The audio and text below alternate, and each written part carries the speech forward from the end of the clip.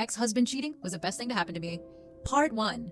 I found out my ex-husband was cheating while I was recovering from surgery, and it is probably the best thing that has happened to me in a really long time. My ex was the typical red flag guy, gaslighter, narcissistic, egoistic, selfish, stingy, pretty much anything you wouldn't want in a guy. We were together for over 10 years, married for about 1/3 of those years. He started not coming home while I was recovering post-surgery, but before this he had come into a small sum of money. It's not significant, but because it was an insurance payout, I would say it's life-saving money. Since obtaining the payout, he has been nothing but an even worse person to everyone, often using the money to flex by spending on material for himself, like the best iPad, iPhone, etc., or upgrading our holiday stays when we didn't even ask for it, then expecting us to be thankful for it.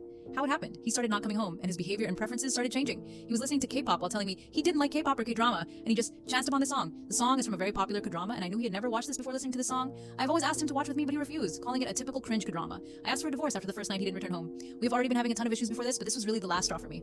My surgery pretty much rendered me bedridden, and I was home alone and had to take care of my dog and my meals on my own. During this time, he also used me as a convenient excuse not to turn up in the office, citing my medical needs as a necessity for him to work from home. But he was pretty much never home. I had to learn to shower on my own the second day I was home and clean up my dog, his mess, and eat pretty much whatever I had at home. After some back and forth, despite asking for a divorce, I allowed him to stay out occasionally, with him promising to let me know if he was going to be out. He took that for granted and used all types of reasons to pick fights with me, so he would just stay out because I was pissed and he didn't want to deal with it. We tried working things out for a couple of weeks, but I stopped trying after I found hotel bookings in his account. On nights he claimed he was at his guy friend's place about 30 minutes drive away from this very expensive hotel he had booked. I dug deeper and found chats of him with his mistress before they started their affair and confronted him about his messages implying he was rich and traveling around the world while enjoying his single life. He tried to gaslight me by accusing me of invading his privacy and dodged the whole thing, subsequently changing his account password. Since then, I've gotten even more evidence of his affair, chats, spas, and hotel bookings with the mistress named as a guest, and decided to proceed with the divorce proceedings. Prior to this, I was prepared to lead a miserable married life to this guy whom every single one of my friends and family members, including relatives, disliked. When I told them I was filing for divorce, only one person asked me to reconsider, only because she didn't believe in divorce. Even my father, who was strongly against divorce, told me to do it and to let him know if I needed any help, financially or otherwise. I always envied how my friends were happily married and planning for their futures, while looking at how pathetic I was in mine.